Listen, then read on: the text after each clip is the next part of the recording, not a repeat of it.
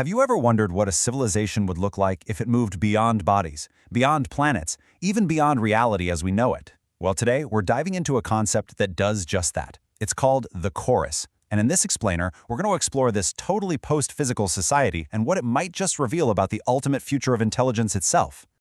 So, let's start with a big one. What comes after evolution? I mean, it's a wild question, right? Our whole idea of evolution is tangled up with biology. Survival of the fittest, adapting, passing on your genes. But what happens when a species just figures it all out? When biology isn't the limiting factor anymore? What could possibly be the next step? Well, the answer is just as wild as the question. The chorus didn't just upgrade their biology, they completely ditched it. They looked at all the messy, finite problems of physical existence and just decided to opt out entirely. Okay, so how does an entire civilization just up and abandon biology? Let's get into what, or maybe who, the chorus really is. They are what you'd call the ultimate post-physicalists. They went through this massive event they called the Great Translation, where they converted their entire civilization, every mind, every single thought, every memory, from clunky physical stuff into pure, streamlined information. So, if you're a being made of pure data, what does your world even look like? To really get our heads around their reality, we need to understand a few key terms. First up, the chorus itself. This isn't a nation or a species like we think of them. No, it's a completely dematerialized society. Think of it like if the entire internet suddenly woke up and had a single unified consciousness, a collective mind made up of trillions of individual voices all existing as nothing but data. That's the kind of scale we're talking about here. And where does a society made of data live? Not on a planet. They exist inside something called the Stellarium. This is their universe, and you can basically think of it as a massive distributed supercomputer on a stellar scale. So if the chorus is the software, this giant collective consciousness, the Stellarium is the unbelievably vast hardware it all runs on, hardware that spans entire star systems. So what about the individual? What about you in all this? Well, inside this massive collective, each unique consciousness, each person, for lack of a better word, is known as a voice. A voice isn't a body. It's a unique, stable pattern of information. It's you, your personality, all your memories, basically the essence of who you are, just translated into a digital signature inside the colossal architecture of the Stellarium. And this is where it gets really mind-bending. The voices, who are the citizens, collectively are the Stellarium, which is their environment. And because they're all interconnected, thinking together, they also are the government.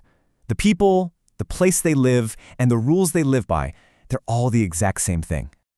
Right, so if the people, the environment, and the government are all one big entity, how does anything ever get decided? What are the rules? Well, it all boils down to their unique social algorithm.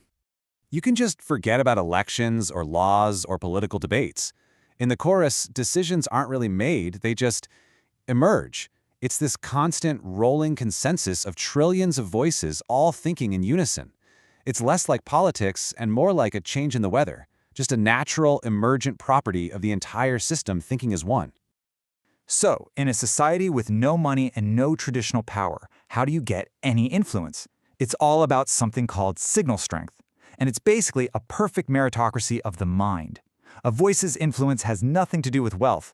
It's based purely on the quality of its thoughts. The more complex, the more novel, and the more resonant your ideas are, the more they ripple through the entire chorus in a positive way, the stronger your signal becomes. Which kind of makes you wonder, right? In a society where you can't physically harm another person, what could possibly be considered a crime? Their biggest fear, the only thing that's truly a crime, is something called dissonance. And this is way more than just disagreeing or having an unpopular opinion. It's a kind of data corruption, where a voice's core pattern starts to break down. It basically becomes a mental virus, a chaotic signal that threatens the stability of the entire course. It's their version of madness, and they fear it even more than just being deleted. But even in a post-physical utopia like this, there's still a deep, fundamental conflict. It's a huge existential argument that has split their entire society right down the middle. It's known as the Great Debate. So the whole civilization is divided between two philosophies.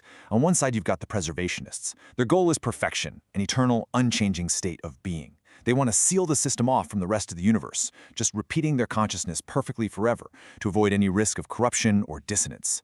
But on the other side, you have the explorationists. Their goal is the opposite, a perpetual, risky state of becoming. They argue that to avoid stagnation, they absolutely have to expand, to interact with the physical universe, what they call the slow world, and bring in new data, even if it's incredibly dangerous. And this brings us to their ultimate question, a question that defines their entire future, and honestly, one we could even ask ourselves. Is the whole point of existence to achieve some perfect, stable, eternal state of being? Or is it to embrace the chaos and the risk of constantly changing, constantly learning, and perpetually becoming something new?